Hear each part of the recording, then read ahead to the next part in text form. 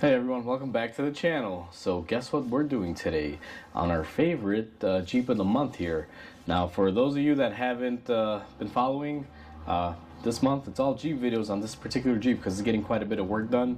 And if you're not familiar, it's a 09 Jeep Wrangler X with 120,000 miles on it, V6 3.8 liter, the old school motor. And today it's in the shop because, well, it's been in the shop, but today we're doing the transmission service on it, and I'm going to take everyone along for that. So let's go ahead and get started. So before we go ahead and we start on this transmission, I just want to make a note that if you're working on your Jeep like we are in ours, this one is the 42 RLE transmission, I believe they call it. So every information that we have in this video is going to be regarding that transmission. I'm sure it could work on some of the other ones as well, but just so there's no inconsistencies, just want to make sure that that is what we're working on. So this video is solely for that transmission. If you decide to do this on a different transmission and you follow these steps, may not be correct. So just verify what transmission you have in your vehicle before you start. So our transmission is right here, and as if everyone can see, we've had a leak, and it looks like it's coming out of this drain plug here from what it looks like. So we're gonna have to replace that crush washer. But in order to do a service where we're dropping the pan, we have to remove this little, I guess you can say protector plate or chassis stiffener. I'm not exactly sure what to call it. But what we're gonna do is loosen up the main bolt here in the center,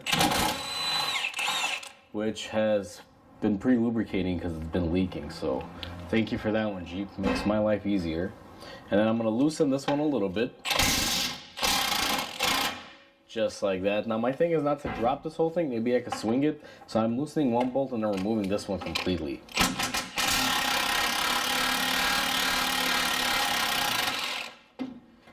And let's see if we can support this assembly right there, and hopefully I can swing it out.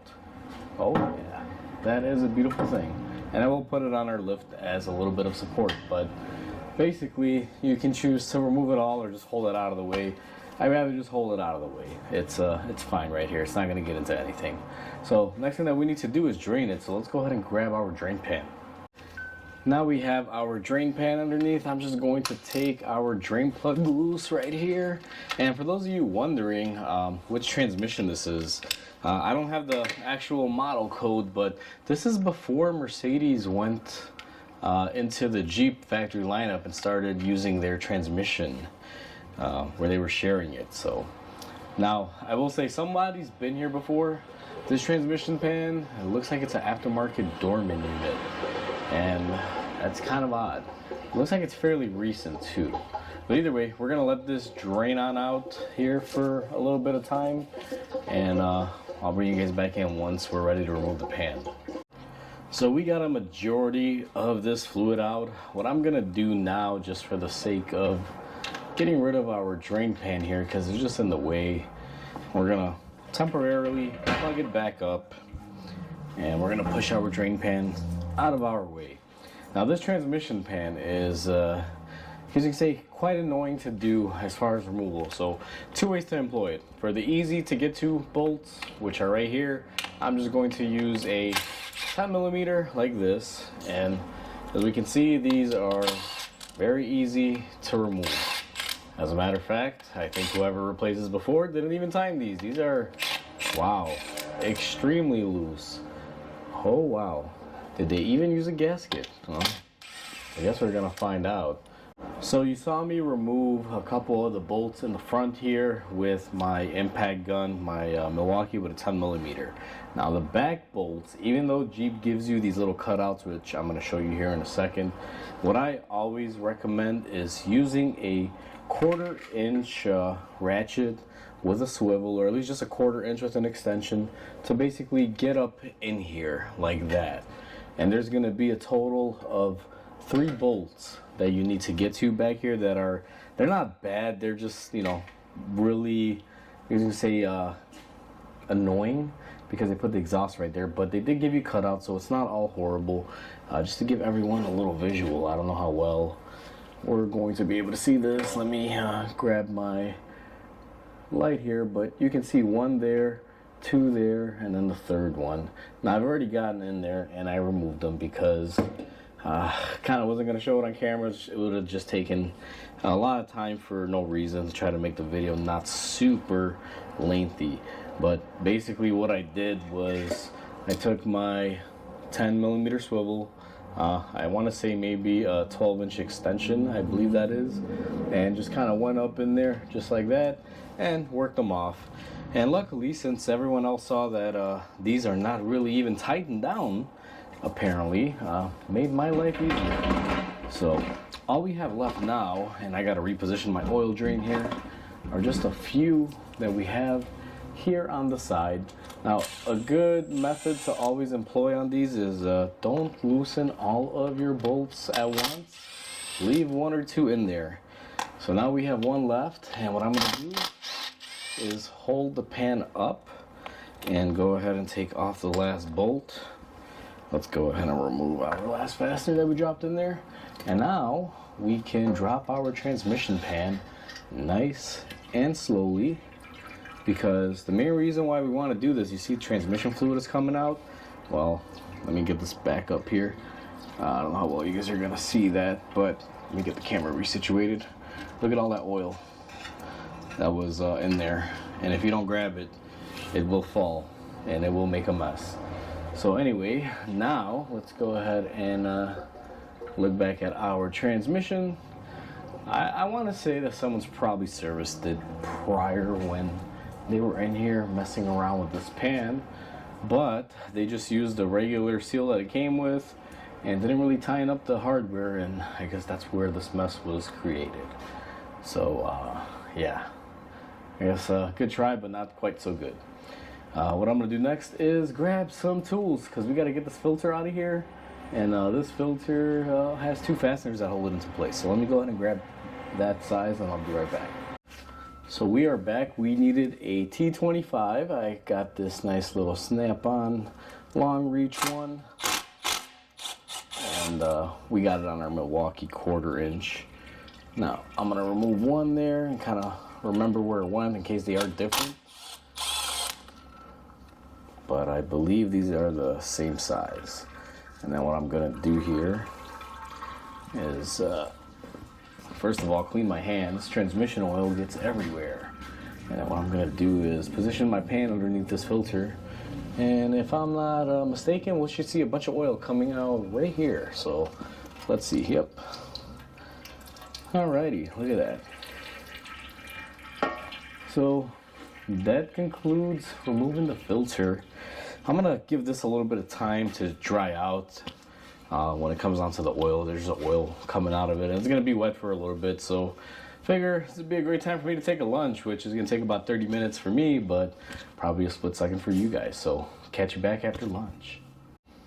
All right, so lunch was delicious, and now we are gonna install our filter. Now here's a little insider tip here, or I guess you say know-how for this video.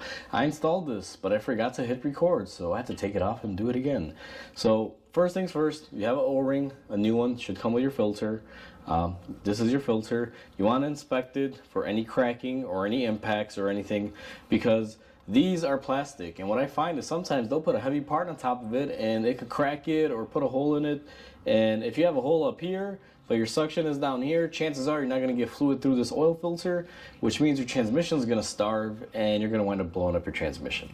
So either way, we removed our old O-ring on there, kind of fell with our old filter. We're going to take our new one. It's already pre-moistened with some ATF, and then what we're going to do is go ahead and just push it into place and get it located right there. And then what we're going to do is take our little torque screw that fastens it into place, and I gotta get the other one out of my drain pan here, so we're just going to gently just snug that down, and then we're going to get our other one here, and then we're going to put this into place like so. And same thing, just snug. You're not looking to impact it. Do not impact it. I know I use the impact to take it off, but the torque load on these is so low that you don't want to go crazy. I do have to look up the specs for this, so I'm going to go to my computer, look that up, and get that torqued on, and I'll be right back. Alrighty, so we have our filter nice and tight and torqued up. Now what I'm gonna do is just go around this transmission and just see if we need to do any sort of severe cleaning. Now this transmission typically does not come with a liquid gasket. To be honest with you guys, I'm very inkling here. I'm very much set into maybe putting a liquid gasket on it instead of these cheapy gaskets that come with these pans. I don't know how well you guys saw it, but I just do not like these or the cork gaskets. To me, they are, I'll just say, crap, if we want to call it that. Trying to get some lighting up here.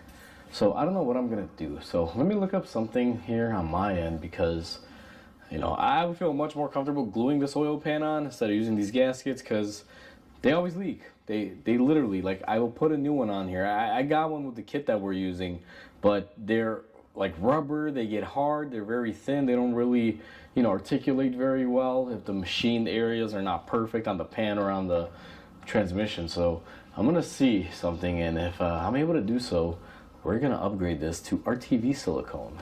So I'm gonna take a brief pause here in this video and just kind of explain my train of thought here, because there's gonna be some people that are gonna be screaming at the computer or wherever you're watching this on, be like, Mike, I want to choke you. Why do this?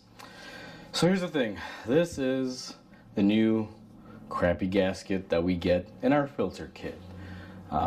Now, yeah, you can put this on. First of all, these suck. You have to kind of glue them into place for them to do anything. And if I'm going to put glue on the oil pan or silicone to try to get this to stay on there while I tighten it up on my transmission so keep it from moving, well, not for me in this scenario. If I will be busting out my silicone, which we more than definitely would with that gasket, I might as well just glue this pan on and use silicone. I know Chrysler didn't do it from the factory on these, but realistically, this thing's been, serviced before. Someone's been here. They use that gasket. It's clearly leaking, and to be honest with you, it doesn't look like the service was that long ago. This vehicle owner just started bringing me their vehicle not too long ago, maybe for the past year or two. So this has to be within a year or two, because I know I haven't done it, so someone previously before me has, or whatever the case is. I'm not sure, but anyway, we're gonna switch things up a bit. Let me grab the camera. We already prepped our oil pan. Now what I did was I took off the layer that was on here. They had used some silicone in some spots, so we cleared all that up. And if you guys want to see evidence of that, you can kind of see, not really, but there's a little bit of remnants there that I got to take off when I do my last cleaning. But basically, I've cleaned my oil pan, I've prepped our surfaces, we cleaned our magnet. What I'm going to do is run another blue paper towel with some brake clean all inside of this and everything, get rid of anything else that may be left over. And then what we're going to do is, and let me see if I can get this done here. What we got to do then is we're going to come on our vehicle, on our transmission. Now you notice how transmission oil is coming out of everywhere. If we're going to be gluing this pan into place, we got to make sure there's no transmission fluid going anywhere near our sealing surface. So this is where it becomes a little painstaking. If you're going to choose to glue it on like we are, you're going to have to do a little bit of wiping and cleaning and kind of be quick, because if you leave oil residue and then you try to glue your pan on, guess what? The same result is going to happen like it had with our, I was going to say, crappy gasket there that someone put on. Now I've already gone ahead and I hit this with some brake cleaner previously, because I try to loosen up all the little bits of brake cleaner that are in here. So I'm sorry, of trans fluid. I don't know why I just said brake cleaner. Again, still fighting my cold, guys. If you've watched most of these videos, you know I'm fighting cold, and I'm still a little foggy brained. So basically what I do is I put brake cleaner to loosen up any transmission fluid and get it all to basically dissipate and run down. And the main reason why is because if you don't clean it off somehow, we're going to get a bunch of fluid on our sealing surface. This is basically the name of the game. It's one of these things where you got to kind of beat the clock and stuff. So this will probably be the last time I spray brake fluid on my transmission area here, because as you see, it loosens up the transmission oil that's down to come down. I mean, this is all gravity here, folks. Nothing new. But if you let the oil leak down and hit your sealing surface, it's going to be a lot worse for sticking. So what I'm going to do in my next steps, that I'm probably not going to film, is we're going to put our silicone down on our pan. Maybe I'll film that portion, and then we'll zoom back here and show everyone how we seal this up. So we just got to give this a couple of minutes, let everything run down. Alright, so we got our fresh new blue paper towel. Hit that with some of the brake cleaner, just like so. And I'm running out of room on my bench. And what I'm going to do is come in here, wipe my pan surfaces, at least my interior surfaces, one more time. Make sure we get everything off. This is kind of like when you paint a vehicle. You come around with a tack cloth and you just kind of remove any sort of dirt or debris. Well, kind of same thing applies here. Just like that. Alright, she's not going to get any cleaner than that. So now that we have that done, what we're going to do is take another new blue towel. I know, we are so wasteful in this shop. And same thing again. Blast it with some brake cleaner. Now we're going to go ahead and just clean up the top mating surfaces. This is the most crucial part. Wherever the silicone is going to be applied, you want to make sure that it is nice and clean. You can see we still kind of got some residue off of that. And yeah, that's why we do this. So what I'm going to do now is take my glove and clean it here. You guys see it on camera. Now that I want you guys to see my finger, and this glove is totally spent, but I figure it can have one more last use. We're going to smear our silicone with it here in a second. So now we're going to take our Milwaukee gun with our right stuff from Permatex, and we are just going to lay down a nice bead on our oil pan. Now you want to have a little bit of throttle control on this. You don't just want to get too happy and waste a bunch of product for no reason. So I'm going to lay it down here. Now it doesn't matter whether you go on the inside edge, outside edge, because we're going to smear it anyway. So it really doesn't matter. So we're going to go ahead and get that out of our way. And now what I like to do, you guys have seen this on the diff covers on this, we're going to take our silicone and I just like to spread it, give it a nice little layer all over the place. And I know a lot of you probably may be thinking, Mike, why do that? Because one, trying to get the correct bead profile is almost near impossible if you don't have a robot or a machine that can do it like the OEMs do. And in this case, it never even came with that, so I don't think the OEMs even had that. But the main reason is that you can control it on how much it would smear normally. You can kind of see if there's any high spots, low spots. And in this scenario, we have all good spots. I don't see anything that is outlandish in a way. So now that we have that in there, the trick to cleaning out your little bolt holes, as I've mentioned previously, is take a screwdriver, just go in there, then with a rag, kind of go around. And what I like to do is clean up our surfaces like that, as far as the bolt holes go. Because when you smear it, you're going to get silicone all up in your bolt holes. Now, is it really crucial? Not really. But do you want to do this as nice as you can? Of course you do. So just kind of go around, do that. And I actually do see here one little trouble spot that I just want to get a little bit of extra goodness on there. And now I have to go ahead and take off these gloves and retire them. So now that we got this smeared up, we got a few minutes of working time. We need to head back to the transmission. So I figure I'd give you guys a better angle, and we can see we got fluid coming down all over. This is how this goes. So what I'm going to do really quickly, because there's going to be oil all over our surfaces here, I'm going to come in with my microfiber cloth here that we've been using, and I'm just gonna use this to kind of soak up the big puddles, and we're gonna keep that close by.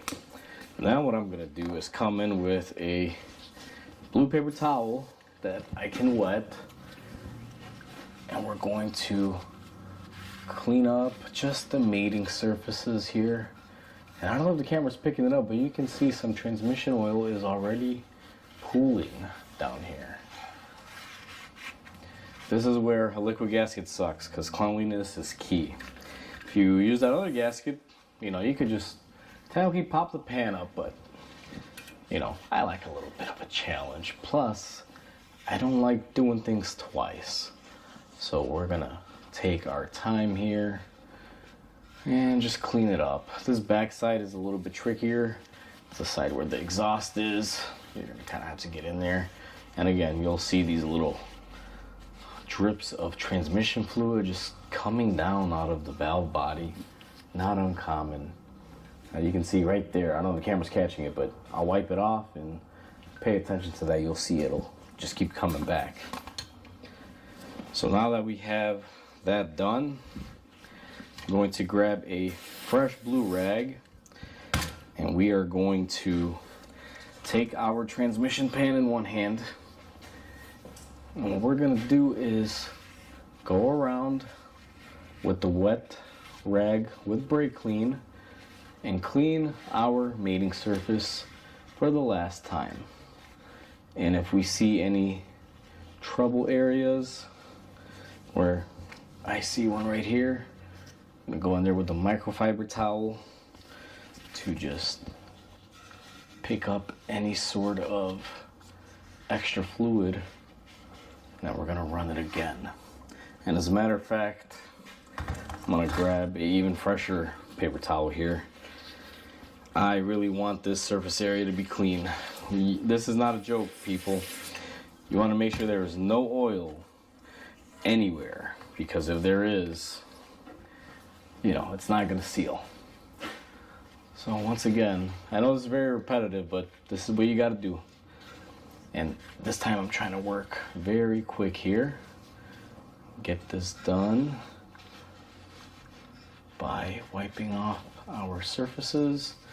And back here is our main problem area, so I'm gonna flip my rag around here, because we have a few spots where I see some transmission fluid, and I'm just going to run back around there and then pick up our big spots. Now, like no tomorrow, we're gonna quickly look here. Everything looks good, and put on our oil pan and keep some pressure upward on it. I don't believe we have any drips that were forming, and if any drips happen now, it's okay, because since we're putting a little pressure on the transmission pan, what is going to happen is that silicone's going to smear, and it's already going to start doing its active oil blocking. So we're golden. We don't have to worry. The hardest part now is keeping pressure on this pan. As you can see, this hand that's waving will not release pressure whatsoever. I don't care if a customer runs through the door right now.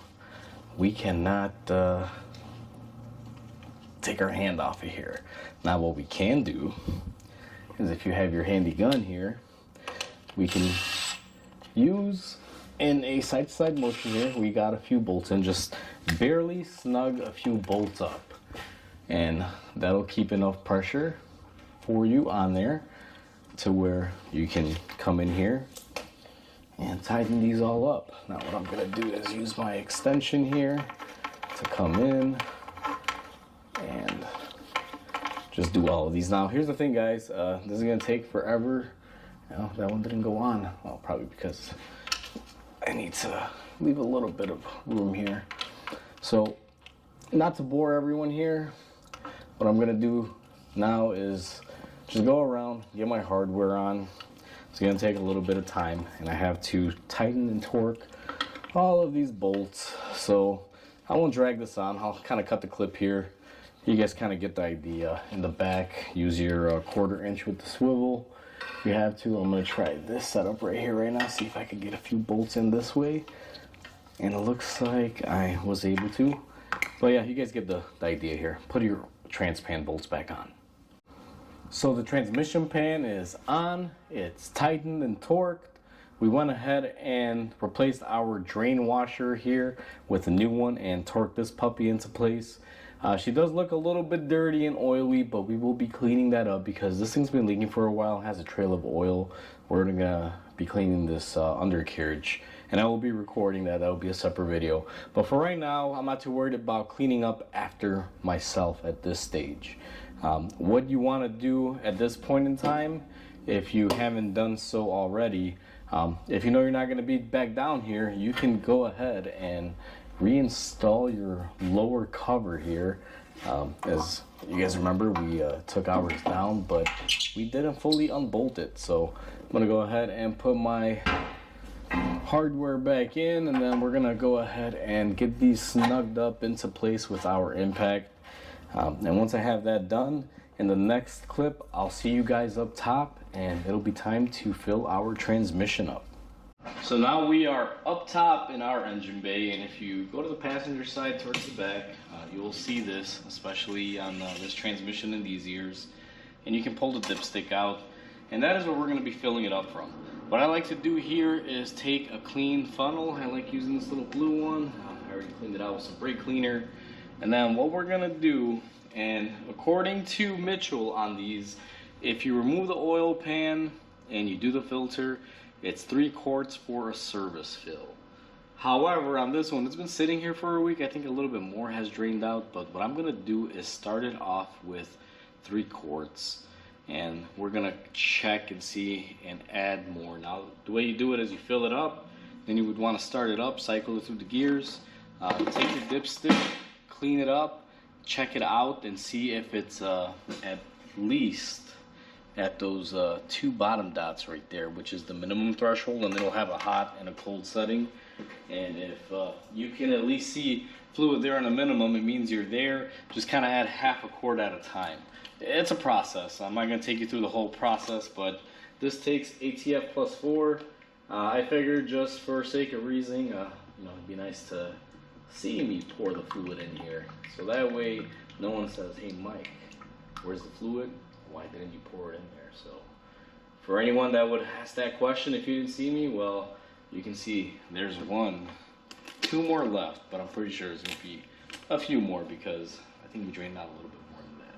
So let me go ahead and get to this, and I'll bring you guys back in when it's time to set it up for checking our fluid. So a couple pointers for everyone before you check your fluid. After you fill up your transmission with fluid, you want to give it a couple minutes because you're filling it from the fill port, which is the dipstick tube. And if you were to add fluid through the dipstick tube and you go in there and you check where your dipstick, you're probably going to get oil all along the dipstick. You want to wait generally like 5 minutes or so and get a good idea. You'll know when you have the correct amount of fluid, or fluid is actually filling up in the transmission. It's not the dipstick tube lying to you, because you'll have the same reading on both sides of the dipstick. If you kind of flip it over, you'll notice that the oil mark will be pretty even on both sides. If you see one side has oil towards, like, let's say the line, but the other side, flip it around, it's towards the bottom, you still don't have the proper amount of fluid. That can actually get you sometimes, and you want to be careful. So be very cautious when filling it, because sometimes when you drain these out, they drain out more. It's actually a good idea to measure how much you drain out. I didn't do it in this video because we had to drop the pan. Normally I will measure it, just kind of slipped my mind. But in total, after I did this service, and keep in mind, my vehicle that I was working on was sitting on the lift for about 4 or 5 days before we got to this transmission service. So I'm sure more drained out through the valve body and the clutch packs as it was sitting. That's why we got more out. But in total, I believe mine took about 4.5, 5 quarts, somewhere around there. It wasn't the 3 that the system initially took. So keep that in mind. The reason why I'm saying this is you don't want to ever run a transmission without fluid. It'll burn up, and heat kills transmissions. So be mindful of that. So make sure you get the proper filling before you attempt to heat up your transmission and fill it up. Make sure you know how to read the dipstick accordingly. And again, on both sides of the stick, you want to have the fluid measurement reading even if it's incorrect. You want to have it even on both sides. If one side has more fluid and the other side looks like it's all the way to the bottom, you're just picking up the trace amounts of oil that's in the dipstick tube. You gotta let it drain down, but you gotta keep adding. And it sucks, trust me, because if you fill it up with 4 quarts, let's say, and you think that's good enough, you gotta wait 10 minutes, check it. You'll see that it's not enough. You got to add more, and then you got to wait a couple more minutes. Let that dipstick tube, drain all the oil back into the pan. No, it sucks, but just something you got to do. Just a little side note: be careful. With that said, next clip, let's go ahead and check our transmission fluid, and I'll show you the steps and how they want you to do that. So in the last clip, we filled up our transmission. Since then, I've done a few things just to make this video go along easily and not drag out. So first thing that you got to do after you fill up your transmission with fluid, you're going to go in the car, start it up, and you want to cycle it through all the gears. When I mean cycle, I mean go from park to reverse, hold it for about 5 seconds, then neutral, again hold it 5 seconds, and drive, and 2 and 1, and just continuously hold it for 5 seconds in both directions, going down and up. It's basically filling up the clutch packs and getting that fluid worked up everywhere. After I did that, I went ahead and I put the car in neutral and I put my e-brake on, because that's how they want you to check these. When you reach the proper temperature, it has to be in neutral on a level surface to be able to check the fluid correctly. And we went ahead and we did that. Now, initially after I filled it, I cycled through the gears, went into neutral, I came out here, I checked my oil level, see if we needed more, because I couldn't, see any on the dipstick. And I wound up needing a little bit more because I knew I drained out more than the 3 quarts service data says. Those things are always usually off. So I went ahead and I topped it off with the proper amount to where I'm getting a minimum reading on my dipstick. And then I let it run a little bit, get a little warmer, and I saw it was still staying at the minimum, and then I added just a little bit more to kind of raise it up. And what's been happening for the past, I want to say maybe 30-45 minutes, it's been sitting in my stall in neutral with the emergency brake up. We've already got all that fluid all over our transmission. As a matter of fact, I did move it in and out of the shop a little bit just to make sure all my oil fills up all my clutch packs, all my drums and everything, and it's fully circulated, so I'm getting the best results possible. And then I pulled it in, left it in neutral, e-brake up. It's been running ever since. Now I am using my scanner here to monitor it.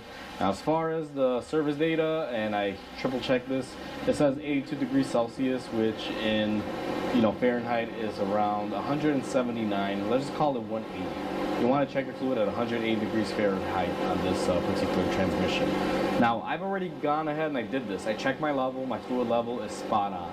For video demonstration purposes, I'm going to do it again just to show everyone once you reach the parameters. So currently our truck has warmed up to the correct temperature. Ours is over because it's been running. It's supposed to be 82 degrees Celsius. We're at 86 degrees Celsius, so we may get a little bit of a skewed reading. But again, I've checked it, I know I'm good. So whatever reading result we get, I already know we're on level because I already did this off camera. So we're at the correct temperature. That's checklist 1. Checklist 2 is we've cycled through all the gears. We've done that. Now we're in neutral, e-brake on, vehicle's on a level surface. So let's go ahead and flip the camera around. And yes, if you're wondering, that is a Dodge Charger SRT8. There may be some videos on that as well. But anyway, let's get back to the topic at hand. What we're gonna do now is we got our dipstick and we cleaned it up. On your dipstick, I don't know how well you're gonna see it, you got 1, 2 dots right there, and then 3, 4 dots right there. So you got 4 dots in total. You want to be in between when your temperature of your transmission's all the way hot. And I know the camera's not going to pick it up, but if you read it, it actually has all the information on here as well. If you read this portion, you can kind of make it out in the reflection. It tells you what degrees and how you should be checking this fluid. So even if you don't have service data, it pretty much conforms to this and tells you. And I confirmed it with this. So our dipstick is clean. And again, I've already done this. We're at our perfect level, but for video purposes, you're gonna take your dipstick, dip it in there, give it a second, and pull it out. Now I'm gonna try to do this on camera so people don't say, hey Mike, you're cheating us. I don't know if you can see that, but we are just slightly below the hot mark. So we are pretty much there. Now we could add just a little bit more if we wanted to. Chrysler service data says as long as it's in the middle, it's more than good. And I actually have a chart that I printed out and I matched it up directly, and it's the actual size of the dipstick. It's exactly where the service data says it should be, using that diagram. So we got this thing spot on factory fill, and I'm happy with that. I don't think I'm going to add any more. I think it's pretty good where it's at. So we're going to go ahead and put our dipstick in, and let me turn off our truck because it's getting hot in here and this thing is really loud. Alright, so we are all set and done. That is how you service your Jeep Wrangler transmission, more specifically the transmission that is the 42 RLE model. So if you have that in your Jeep, now you know how to do it. And I believe Chrysler might have used this in a few other vehicles as well. So the transmission code is 42 RLE. That is what we worked on. So if you have that, basically similar steps. Fluid checking level, if it's a different vehicle, maybe a little bit different, maybe capacities depending on the pan, but for this Jeep, that's all the pertinent information that we had to do to get to where we're at. So hopefully you guys found this video easy and educational and fun if you're just watching it for, fun per se. One thing that I want to say as a key takeaway, if you are doing this job at home, make sure that you get the proper fluid levels in there before you start it up and check it. Make sure that you're good before it starts getting hot, because that'll hurt the transmission if you don't. Another thing too is if you're going to choose to stick your oil pan on this particular vehicle like I did, make sure your areas are nice and clean and no oil buildup, otherwise your gasket won't seal. And it was difficult, trust me. This thing just kept on dripping and dripping, but we got it in the end. The main reason why I decided to seal it up is because those other gaskets will always leak, and I don't think this thing is going to see another transmission service. If that transmission has to be serviced, it's because it's probably going to need a rebuild. But other than that, that's why I went ahead and we sealed it up. And if we ever have to go back in there again, it's just as easy as cleaning off the gasket material on both ends and redoing it. It's not that horrible. It's a little tight, but it's doable. So that's pretty much it. That's the video. Hopefully you guys enjoyed. Another video in the series of Jeeps, as I like to call it, because I'm sure by now you're probably getting tired of this thing. I know it's kicking my butt too with some of these things, but either way, like always, comment, like, and subscribe because it definitely helps the channel grow. I hope everyone has a wonderful day, and I'll catch you on the next video.